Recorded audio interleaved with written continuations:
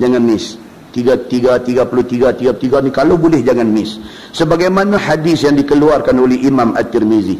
Kata dia an Ibn Abbas radhiyallahu anhu qala jaa al-fuqara ila Rasulillah sallallahu alaihi wasallam. Diriwayatkan daripada Ibnu Abbas radhiyallahu anhuma, kata dia datang segala fakir muhajirin, seperti sarih setengah riwayat Muslim, kepada Nabi sallallahu alaihi wasallam. Tuan-tuan, muhajirin ni di antara muhajirin ni ada yang susah sungguh. Ada muhajirin ni yang berhijrah daripada Mekah ke Madinah ni, ada yang tak susah sangat, ada yang susah sungguh-sungguh sampai depa ni menjadi ahlus suffah. Kan kalau kita pergi di Madinah, Masjid Nabawi itu Raudah. Tepi Raudah tu makam Nabi. Belakang makam Nabi itu dia ada raise up satu pangkin tinggi tu, dia ada rak Quran kan. Pangkin tu itu tempat ahlus suffah. Tempat sahabat-sahabat Nabi yang miskin susah duduk di situlah dulu. Tidur bangun di situ, mengaji dekat Nabi, apa semua di situ. Dan mereka ni hidup atas ihsan sahabat-sahabat lain. Duk pergi hantar makanan dekat mereka. Dan di antara ahlus suffah yang terkenal ialah Abu Hurairah radhiyallahu anhu. Dia terkenal. Dia daripada ahlus suffah. Orang yang miskin susah yang teramat-ramat. Ni, dia ada kitab menyenaraikan nama ahlus suffah ni. Dia ada senarai. Mereka yang diiktiraf sebagai ahlus suffah pada zaman Nabi SAW. Dan dia ada hadis, nanti bila-bila kita baca hadis, Nabi satu hari agihkan bantuan kepada orang susah. Bila Nabi agih bantuan dekat orang susah ni, Sayyidina Umar sudah objek Nabi. Sayyidina Umar, dia objek Nabi. Dia kata, ya Rasulullah, dia kata, patutnya dia ni tak payah bagi. Umar, dia bagi dia punya pendapat dia. Dia tengok daripada orang hadu dapat bantuan Nabi tu, Umar rasa macam dia tu tak susah, tak sangat susah. So Umar kata dekat Nabi, ya Rasulullah, dia kata dia ni kalau tak bagi pun tak apa. Itu maksudnya. Pasal apa? Pasal Umar kata ahlus suffah lagi susah, mereka lebih memerlukan bantuan ni. Teguran Umar itu menyebabkan Nabi marah. Dia ada satu hadis, Nabi marah. Nabi maksudnya nak kata apa? Nabi kata Allah dan Rasul lebih mengetahui. Hari ni aku nak bagi kat mereka, bila-bila aku bagi dekat ahlus suffah. Bukan tinggal terus ahlus suffah ni. Lagipun ahlus suffah ni adalah golongan sahabat yang banyak orang pakai duk pergi bagi. Banyak orang duk pergi bagi. Ni hadu ada ni betul lah depa tak sesusah ahlus suffah, tapi siapa pun tak mau bagi. Jadi pertimbangan Nabi itu adalah pertimbangan wahyu daripada Allah. Yang tu Nabi marah sikit. Bukan marah pasal Umar objek tindakan dia, tapi no, dia nak buat correction dekat Umar. Kata hak dia buat ni bukan atas dia, tapi atas kehendak Allah Subhanahu wa taala. Dia ada satu slot cerita tentang benda tu. Pasal Nabi SAW, wa ma yantiqu 'anil hawa in huwa illa wahyu yuha. Nabi dia apa pun wahyu Tuhan mai kat dia. So dia buat tu adalah atas perintah wahyu. Baik. Kemudian dia kata kerana minta kepadanya dan bertanya kepadanya, kepada Nabi, amalan yang boleh dapat besar pahala. Orang-orang muhajirin ni yang susah ni pergi jumpa Nabi, nak tanya Nabi apa satu amalan yang pahala besar kami nak buat. Kerana beberapa orang kaya harta amatlah banyak mencapai pahala yang tiada tercapai oleh mereka yang fakir itu. Pasal apa? Mereka pergi kata dekat Nabi, kami tak puas hati pasal kami miskin, kami susah. Jadi kalau nak challenge dari segi pahala, kami bila pun kalah lah nak lawan orang kaya. Sebab orang kaya ni dia dengan duit ringgit yang ada dekat dia, dia boleh buat pahala banyak. Dia boleh sedekah, dia boleh bagi hadiah dekat orang, dia boleh infak harta dia boleh dengan duit dia. Kami duit tak ada, jadi hak tu kami dah memang tak boleh buat. Jadi kami ni nayalah, kami lebih kurang maksud macam tu, nayalah kami, Allah takdirkan kami miskin, kami sampai bila-bila pun pahala tak boleh lawan dengan orang kaya. Lebih kurang macam tu. Bila sampai mereka itu ke hadapan Nabi SAW, lalu berkata mereka itu kepada Nabi, kata Ibnu Abbas, faqalu ya Rasulullah, maka kata segala orang fakir yang datang kepada Nabi tadi, ya Rasulullah, innal aghniya yusalluna kama nusalli, bahawasanya orang kaya, mereka yang jadi sahabat Tuhan, sembahyang mereka itu akan sembahyang 5 waktu dan sebagainya, sebagaimana kami sembahyang. Dia kata kami orang miskin, orang kaya kami sembahyang, orang kaya sembahyang. Wa yasumuna kama nasum, dan puasa mereka akan puasa wajib dan sunat sebagaimana kami puasa. Jadi geng fakir miskin ni kata kami puasa, orang kaya pun puasa. Jadi apa hak kami buat orang kaya boleh buat, tapi apa hak orang kaya buat kami tak boleh buat. Itu maksudnya. Maka tentang amal ini ya Rasulullah, dia kata, tiadalah berkurangan mereka itu daripada kami, dan juga mereka itu berperang sabilillah sebagaimana kami perang. Hak mana kami buat, semua mereka boleh buat. Tiadalah pada segala perkara ini berkurangan pahala orang kaya itu berbanding dengan kami. Bahkan ada lagi kelebihan segala orang kaya itu daripada kami ya Rasulullah. Maka bagaimana kiranya ya Rasulullah, adakah jalan hamba sekalian menyamai ataupun melebihi mereka itu? Orang miskin tak puas hati. Miskin kaya ni Allah tentukan. Kan ada orang tuan-tuan, dia miskin bukan pasal dia penyegan. Dia terai macam-macam pun tak mau nak kaya. Lah tinggal roti sekaya ya di rumah. Kan? Dia terai bukan dia tak terai. Kerja bila apa ni orang nak kerja private ni ambil VSS dapat 300-400 ribu. Dia ambil duit 300-400 itu dia pergi dam untuk run satu bisnes. Tak mau nak jadi. 300 ribu hancur. Dia cuba untuk nak bangun, berdiri, nak buat duit, nak generate duit daripada 300 ribu nak bagi jadi 3 juta. Dia buang 300 ribu, lepas tu balik tu sejuk di rumah. Dia tu habis lagu tu ya, menjaga lingkup. Bukan dia malas, dia ni miskin, tapi tak boleh. Maknanya apa? Allah tak mau nak bagi dekat dia. Jadi dia macam tak puas hati. Dari segi pahala ni kami duk tertinggal lah dengan orang kaya. Kami puasa, mereka puasa, kami semayang, mereka semayang, kami buat haji, mereka buat haji, kami pergi perang sabilillah, mereka pergi perang sabilillah, mereka bagi sedekah, kami tak boleh bagi. Maka mereka pergi luahkan rasa tak puas hati ni kepada Nabi.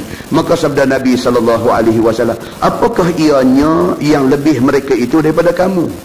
Nabi kata, ni apa ni tak puas hati tak mana? Nabi kata, maka jawab mereka itu, walahum amwalun ya'tiquna wa yatasaddaqun.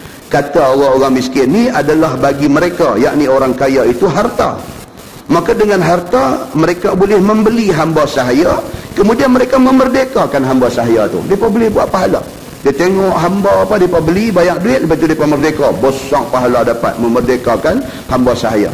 Maka sudahlah kami sekalian pada tempat ini, tiadalah hamba semua terlumba akan mereka itu. Kami sampai bila pun tak boleh challenge mereka lah. Mereka bila pun pahala lebih. Kerana kefakiran kami sekalian ini. Dan begitu jugalah dengan harta mereka itu. Bersedekah mereka itu kepada fakir miskin.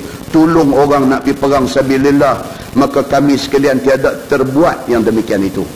Nak abang kata kami tertinggal lah. Maka sudahlah ya Rasulullah, besar pahala yang dicapai oleh mereka, yakni orang kaya itu. Dan kami sekalian tidak dapat mencapainya. Mereka rasa mereka rugi macam ni. Maka bagaimana hamba semua hendak melebihi mereka itu? Dan tiadakah hamba semua kalah? Takkah ini menunjuk kata kami ini atas dunia kalah dengan orang kaya? Sedangkan kaya miskin itu Tuhan tentukan. Macam tu punya protes. Baik, masalah dia kata dengki ataupun cemburu yang terpuji. Hadis tadi ni nampak seolah-olah macam mereka dengki. Dengki kat orang kaya. Dengki macam ni boleh tak boleh? Itu maksudnya. Dengan hadis ini tahulah kita setengah sahabat itu dengki dan cemburu kepada banyak amal setengah sahabat. Ini cantik sahabat-sahabat Nabi. Dia dengki amal kawan tu, dia dengki, dia pun nak pergi buat sama macam kawan tu. Itu dengki yang positif. Kita dalam masyarakat kita dengki lain. Bila kita dengki kat satu orang, kita cuba nak perjahanam dia. Kita pergi bercakap di dalam masyarakat semua ni, hampa tok sapi, dia ni lagu ni, dia ni lagu ni. Dengki kita satu macam. Dengki kita nak pelingkup orang. Bukan dengki kita, dia ni kita nak lawan dia. Kalau dia ada ilmu, kita pun nak tambah ilmu kita. Kalau dia kuat sedekah, kita pun nak sedekah. Dia tak ada macam tu. Dia tu sedekah, kita pergi abang orang, bolehlah sedekah, duit rasuah.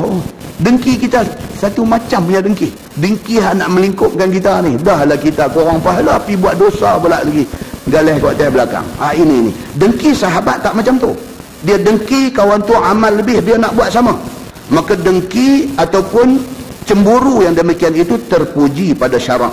Kerana bukannya dia nak ataupun berniat ataupun sukakan sahabat yang lebih ibadat itu jangan mencapai seperti yang dicapainya. Dia bukan nak perjahanam ibadat kawan tu tak. Dia nak piduk sama dengan kawan tu dari segi ibadatnya. Kan? Bahkan maksud cemburunya itu biarlah mencapai seperti mana dia ataupun lebih daripadanya. Dia nak pergi sama. Kan kita buat menyaga, kawan kita buat menyaga, dia menyaga maju. Kita menyaga tak elok, kita pergi cari bomo, santau buang orang pergi makan kedai dia. Tu yang duk jadilah masyarakat kita. Dia buka kedai makan, kita pun buka kedai makan. Kita masak sedap, kita sendiri makan sedap. Kau main kat kita masak ni. Tapi malangnya orang lain kata tak sedap. Kan? Kan? Jadi hak kedai makan sebelah tu penuh orang. Bila pun tengok penuh. Dia main sakit lah. Dia main sakit ni bukan dia nak pergi tambah lagi ilmu masak dia. Tak. Dia pergi cari bomo, pergi santar orang ni makan kedai kawan tu. Makan, balik-balik muntah darah, lepas tu orang pakat duk bercakap, siapa pergi makan situ, orang itu kena satu baih kena santar. Lepas satu baih, kata. Satu baih kan satu orang. Satu baih, kata. Satu baih dia pun tak pergi lah. Melingkup kawan tu. Melingkup kawan tu bukan maju kedai dia. Kedai dia pun tak maju juga. Kedai dia orang duk tak main situ lah. Pasal apa? Pasal tak sedar. Tapi tak, dia cemburu tu dia nak pelingkup orang. Ini cemburu yang agama tak mau macam ni. Agama tak mau macam ni. Ini cemburu yang membinasakan. Ini dia nak beritahu tu, dia nak differentiate di antara hasad, dengki, cemburu ni. Dia ada yang positif, ada yang negatif. Maka alangkah bagusnya yang demikian itu. Sehingga jadi berlumba-lumba pula di antara sama dia.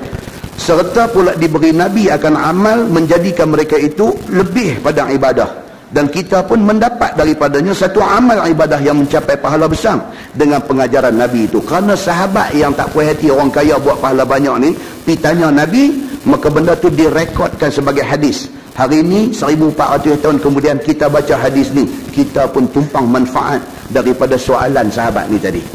Kita dapat satu pengajaran daripada soalan ni. Masalah dia kata orang kaya harta lebih darjat daripada orang fakir.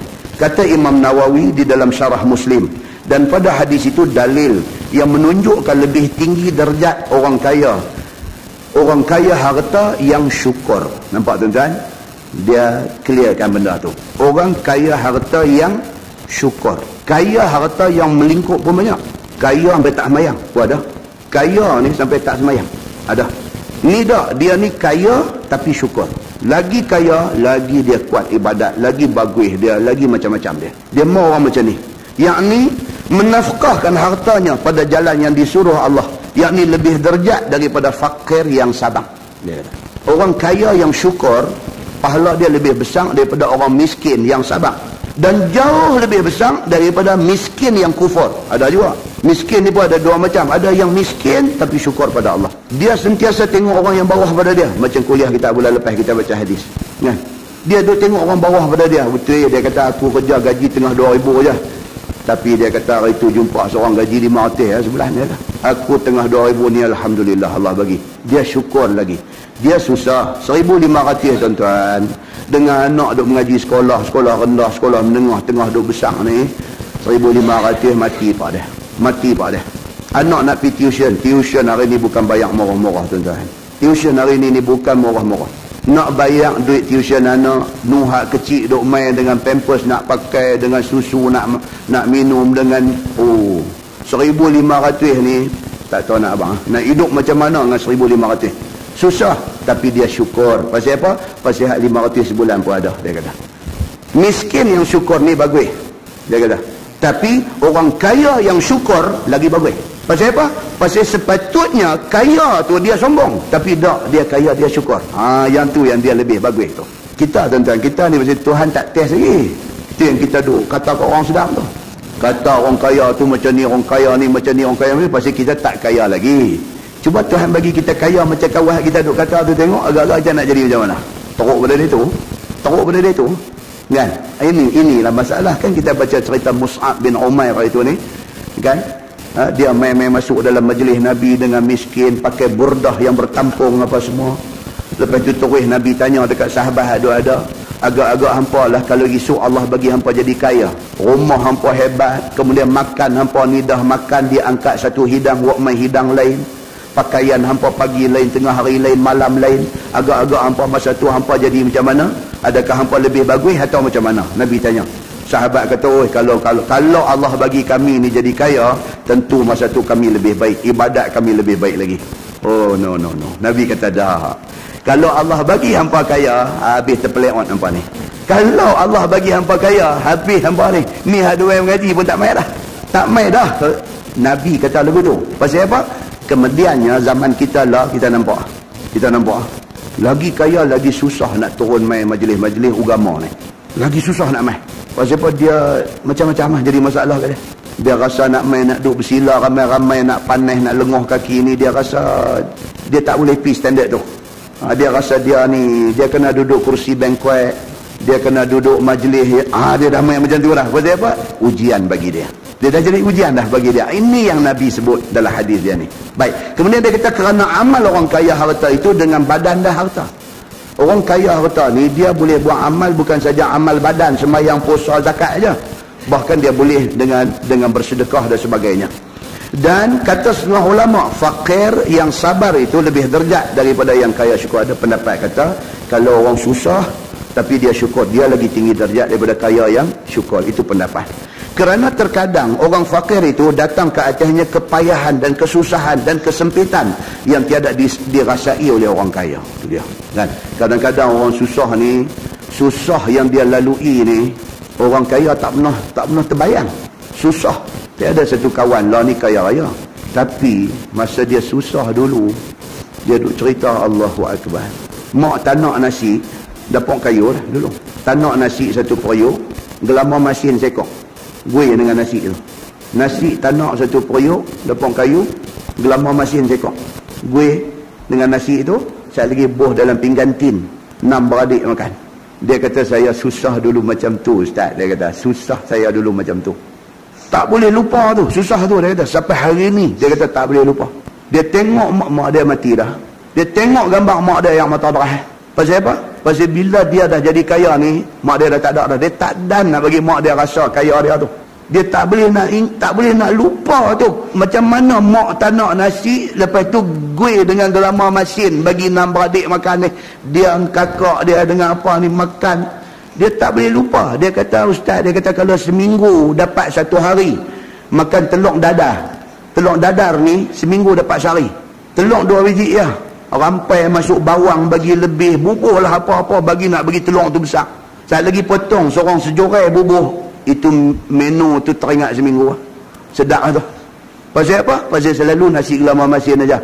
Mau hari lagi susah dia kata, pakai toyo aja. Kicap aja. Kicap aja renjih hati nasi itu. Alhamdulillah yang itulah makan. Susah dia kata. Hari ni Allah bagi dia sampai macam ni punya senang dia. Tak dan dia kata. Pasal apa? Tak dan dia nak kaya mak dia mati. Yang tu dia kata dia galak semua dia kata. Dia nak tebuih susah mak dia tu dengan senang dia ni. Tapi tak dan. Saya kata kat dia syurga esok lah jumpa. Apa lagi nak kata tuan-tuan? Ni orang yang sampai ke tahap ni dia bukan sahaja melihat kesusahan, dia duduk dalam kesusahan itu. Orang macam ni kalau takdir jadi pemimpin tuan-tuan, insya-Allah dia jadi pemimpin yang baik. Pasal apa? Pasal dia tahu susah tu apa.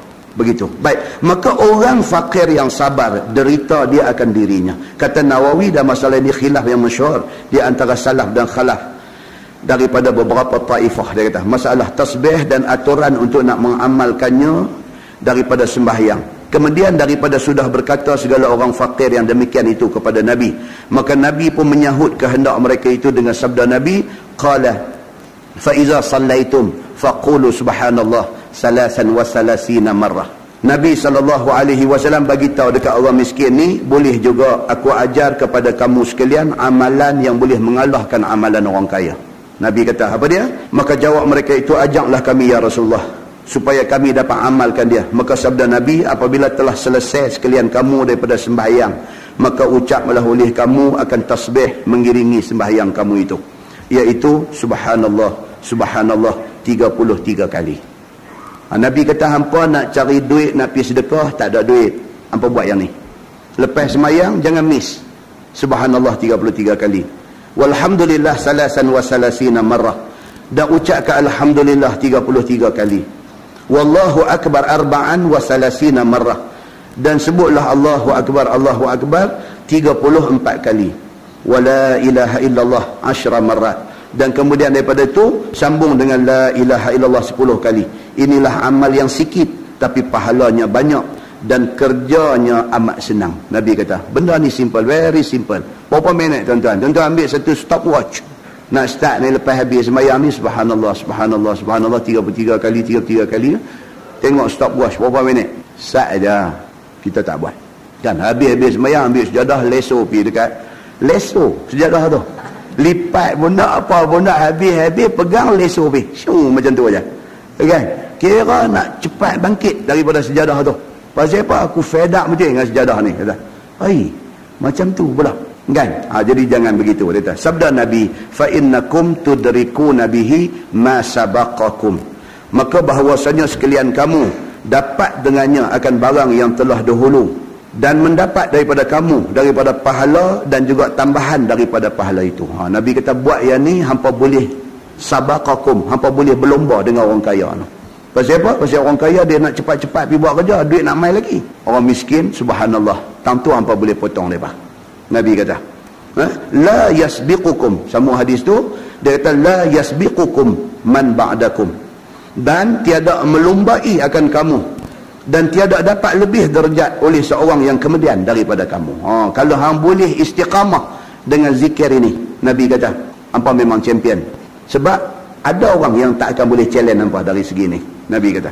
Kata At-Tirmizi, dan pada bab ini ada riwayat daripada Ka'ab bin Ujrah dan Anas dan Abdullah bin Amru dan Zaid bin Sabit dan Abi Darda dan Ibni Umar dan Abi Dzar, dan hadis Ibni Abbas ini hadis yang hasan lagi gharib. Dia kata banyak sahabat yang meriwayatkan hadis ni, tapi hadis yang kita baca ni dia hasan lagi gharib.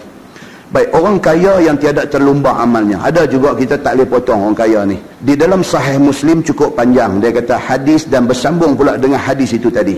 Hadis yang kita baca tadi ada dalam Sahih Muslim. Cerita perintah untuk subhanallah 33 kali, alhamdulillah 33 kali, Allahu Akbar ni ada dalam Sahih Muslim. Iaitu apabila didengar dan diterima oleh segala fakir miskin akan fatwa Nabi itu, maka mereka pun beramal seperti yang Nabi suruh tu. Dan Nabi kata tu mereka pun buat. Rupa-rupanya sudah dengar kepada orang kaya daripada sahabat Nabi akan amal mereka itu. Lalu mereka itu, yakni orang kaya pun buat seperti mana amal fakir itu. Puak ni pun bagilah can. Kesianlah kat mereka. Dah kaya ni pun dengar-dengar, ni Nabi bagi spesial dekat puak ni. Kita buat sama. Jadi lagu tu. Maka diambil daripada Nabi tadi. Mereka pun pulun je orang kaya pun habis sembahyang, subhanallah, subhanallah. Syekh miskin dia tengok, pergi jadi sambang aku balik. Dia kata, mereka ingat ni habuan mereka saja. Apabila didengar oleh sahabat Nabi yang fakir akan orang kaya sudah turut beramal seperti mereka, maka pilah mereka mengadu kepada Nabi SAW. Ini apa dalam Sahih Muslim, dia sambung panjang ni. Kau tak perhati ya, Nabi kata habuan mereka aja. Ni macam mana ni, pok-pok kaya ni buat juga ni. Pergi cari Nabi lagi sekali. Katanya, ya Rasulullah, sudahlah saudara kita yang kaya beramal seperti mana amal kami. Subhanallah, berapa pulun juga ya Rasulullah. Kata ni macam mana kami ni. Maka jadilah lebih juga amal mereka yang kaya itu daripada kami. Maka bagaimanalah hamba sekalian nak perbuat supaya lebih daripada mereka ni. Itu dia yang kata sahabat tau. Yang kata sahabat tu pernah baca hadis. Satu perempuan, anak dia semua dia hantar pergi perang dengan Nabi. Hantar pergi berperang bersama dengan Nabi. Syahid, mati. Hantar seorang lagi, syahid, mati. Hantar, syahid, mati. Menangis dia bila anak habis semua mati ni, tak ada dah nak hantar. Bila Nabi nak keluar perang, dia dah tak ada anak dah nak hantar. Pergi menangis depan Nabi. Nabi ingat kot dia menangis pasal anak dia mati dalam perang. Rupanya dia menangis pasal tak ada dah anak nak hantar pergi perang bersama dengan Nabi. Itu dia tuan-tuan yang kata cerita sahabat ni, mereka duduk taraf tu mereka. Sahabat mereka tu macam, bukan macam sahabat kita ni. Sahabat kita ni dia cuma nak sebat kita je. Kan? Sahabat Nabi ni dia macam tu. Dia punya tahap berlumba-lumba nak buat pahala ni, duk tahap tu. Kadang-kadang kita baca ni macam orang kata unbelievable. Macam tak percaya betul ke ada orang macam ni. Ada. Dan mereka tu adalah generasi para sahabat. Mereka macam tu. Baik, maka jawab Nabi SAW bila dah sampai macam tu, Nabi pun buat kesimpulan. Nabi kata zalika fadlullahi yu'tihi man yasha. Nabi kata bermula yang demikian itu, yakni orang kaya harta itu, serta diperbuatnya pula mereka segala amal yang disuruh dengan badan dan harta, itu kurnia daripada Allah yang diberi Allah akan mereka yang dikehendaki. Nabi kata kalau itu tak payahlah, kok mana pun depa lebih daripada hangpa lah. Nabi kata tak usah lawan lah. Lawan pun teruk lah kalau nak lawan mereka. Tak boleh. Puak ni kalau mereka jadi orang kaya yang bersyukur, cerita dia hampa tak boleh lawan. Nabi kata. Tapi nak jadi kaya yang bersyukur tu susah. Pasal apa tuan-tuan? Kadang-kadang orang kata pasal apa dia kaya? Pasal kedekut. Tu pasal dia kaya. Kan? Ada orang kata lagu tu. Kan? Dia kata patut kaya. Kata, pasal apa? Tak pernah rasa kopi aku nak belanja kita orang sejauhan. Tak pernah rasa. Kita hak susah hari ada belanja dia. Dia buat bodoh je, bagi orang lain pergi bayar selalu. Patut kaya. Dia kata, macam tu kaya yang tak bersyukur. Jadi nak jadi kaya yang bersyukur ni susah. Kan macam kita sebut tu yang bagi kesanggupan nak buat sebiji masjid Brown Garden Penang ni. Kan? Saudara kontraktor, saudara Jamil Ghani kita dengan saudara Iqbal ni. Dua-dua mereka ni milioner, dua-dua orang ni. Milioner ramai, dua-dua orang milioner ni. Tapi milioner yang sanggup macam tu. Tengok masjid ni nampak apa macam ni, pergi sembang dengan AJK masjid, dia kata macam ni lah kita buat lain lah, bagi kemas sikit, bagi elok sikit, bagi nampak impresif sikit, nampak orang masuk rasa impress. Dia kata, dia kata ni nak kutip dia mata, tak apa, nak buat bagi tu yang kuliah kita di Brown Garden tak ada.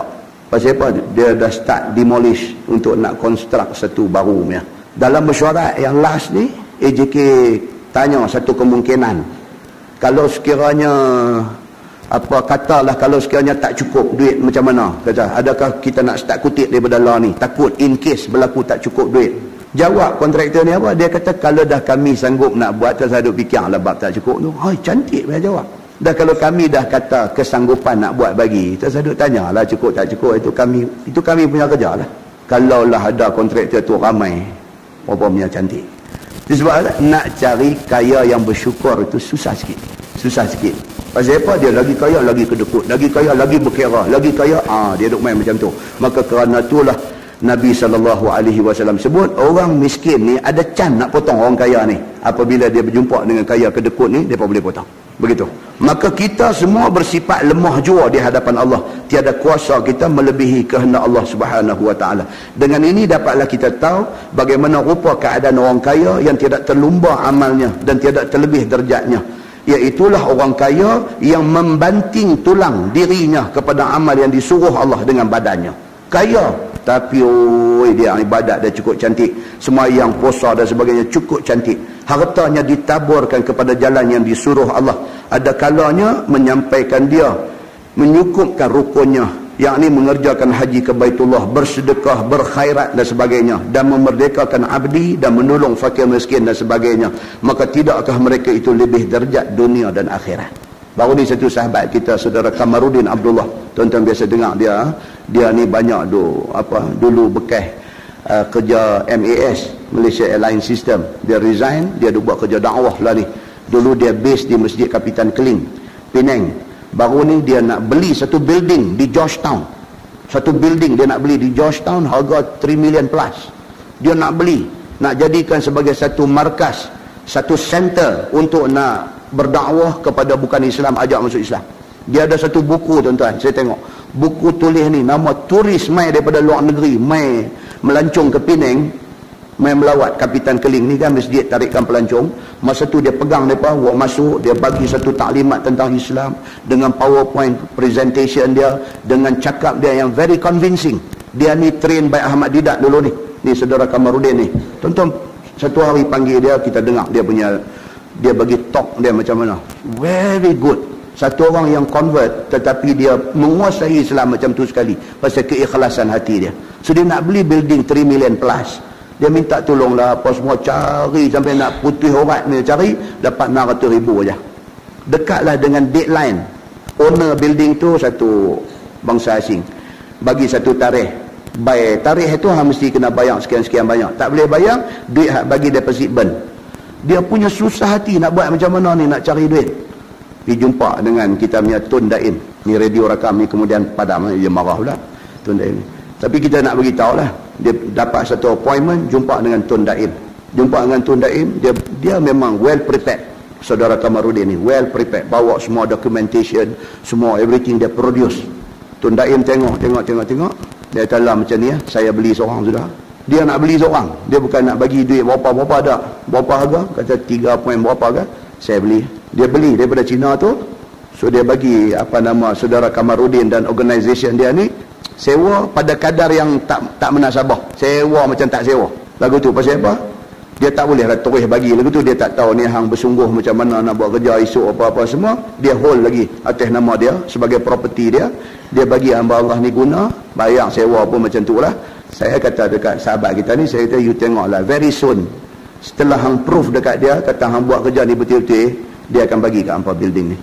Dia kata, insya-Allah ustaz, doa ustaz bagi jadi benda ni. Tuan-tuan, nak jumpa orang macam ni bukan senang. Kalau kita tak positif, kita boleh kata, dia dah banyak mana dah duit dia ada, 3 million apa ada kat dia. Awak kita cakap dulu tu. Kalau kita ditakdirkan jadi dia kaya macam dia, sanggupkah kita nak keluar 3 million beli tu? Belum tentu. Jadi, kalau belum tentu, kita jangan condemn orang buat baik. Nabi kata apa? Orang tu senyum pun sudah dikira kebaikan. Ini dia buat keluar 3 million plus untuk tujuan Islam ni. Jangan kata kat dia. Kita mau alhamdulillah aja. Pasal apa? Allah bagi petunjuk kat dia untuk dia teringat nak bagi duit dia untuk tujuan agama Allah. Tuan, please, kita ni be positif. Pasal apa? Pasal itu yang disuruh oleh agama. Husnuzan dengan semua perkara. Nah, wallahu alam. Yang baik itu daripada Allah, yang tak baik silap saya. Saya tangguh dengan tasbih kafarah dan suratul Asr. Subhanallah. Asyhadu an la ilaha illallah. اللهم صل على محمد في الأولين والآخرين وسلم ورضي الله تبارك وتعالى عن سادتنا أصحاب سيدنا رسول الله أجمعين. بسم الله الرحمن الرحيم. الحمد لله رب العالمين حمدا يوافي نعمه ويكافئ مزيده. يا ربنا لك الحمد كما ينبغي لجلال وجهك الكريم وعظيم سلطانك. رضينا بالله ربا وبالإسلام دينا وبمحمد نبيا ورسولا. اللهم افتح علينا فتوح العارفين وارزقنا فهم النبيين بجاه خاتم المرسلين. اللهم فقهنا في الدين وعلمنا التأويل واهدنا صراطك المستقيم. اللهم أرنا الحق حقا وارزقنا اتباعه